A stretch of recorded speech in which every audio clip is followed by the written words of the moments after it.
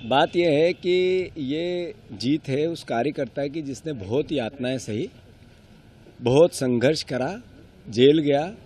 रोज police और प्रशासन BJP का जब कार्यकर्ता बना था तो मेरा कांग्रेस का बब्बर शेर विजयपुर में सब परिवार के लोग एक साथ एकजुट मिलकर लड़ते रहे। मैं मानता हूं ये प्रदेश और देश के सभी कांग्रेस जनों को एक संदेश है कि जब कार्यकर्ता लड़ता है तो परिवार का विचार, कांग्रेस का विचार लड़ता है तो कैसी भी परिस्थिति में जीत होती है।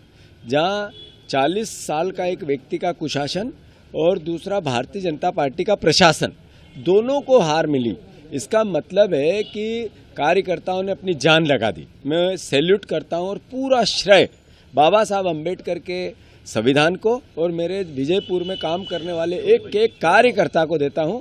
साथ ही साथ मैं ये भी आग्रह करता हूं कि बहुत विनम्रता से ये प्रदेश की जनता ने, विजयपुर की जनता ने मैसेज दिया है शिवराज जी को, ये मोहन यादव जी को, बीजेपी को, नरेंद्र मोदी को, कि जो 5 गारंटियां आपने कहा था पूरी नहीं की।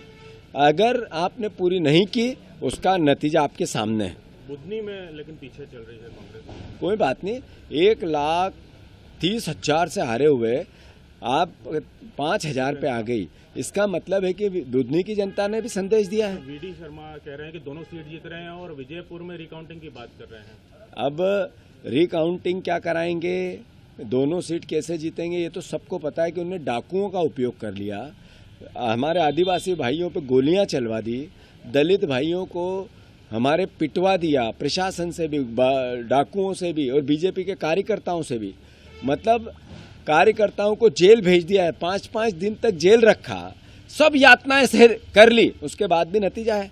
मैं वीडी शर्मा जी को चुनौती देता हूं, वो कोई गलती करके देखे विजयपुर में। एक पूरे मध्य प्रदेश में प्रदेश की जनता आपको उतना ही प्रतिशत देगी जितना प्यार दिया है कि अत्याचार का अंत होता है। प्रियंका गांधी 3 लाख से आगे चल रही है वायनाड उपचुनाव में। प्रियंका गांधी जी इस देश की संभावनाओं की एक प्रतीक है और प्रियंका गांधी जी, वायनाड की जनता ने मैसेज दिया है कि नरेंद्र मोदी जी के सामने राहुल गांधी जी तो जो ताकत से अपनी बात कहते थे, अब नरेंद्र मोदी को देश को जवाब देने के लिए एक और चेहरा मिला है, संसद में भी और संसद के बाहर भी। महाराष्ट्र में लेकिन कांग्रेस पिछड़ गई, बीजेपी की सरकार बन गई है। जैसा मैंने कहा, बीजेपी के पास एक हथियार है, वोट खरीदो, 50-50 करोड़ रुपए खर्च करो, फिर अल्टीमेटली नफरत फैलाओ, घृणा फैलाओ। देश के प्रधानमंत्री क्या कर रहे थे? नफरत काटने और बांटने की बातें कर रहे थे, और फिर लाडली बहना और ऐसी लालच की जितनी भी स्कीम है वो लागू कर दो और चुनाव जीत जाओ और अडानी को लाभ पहुंचाओ, ये धंधा है।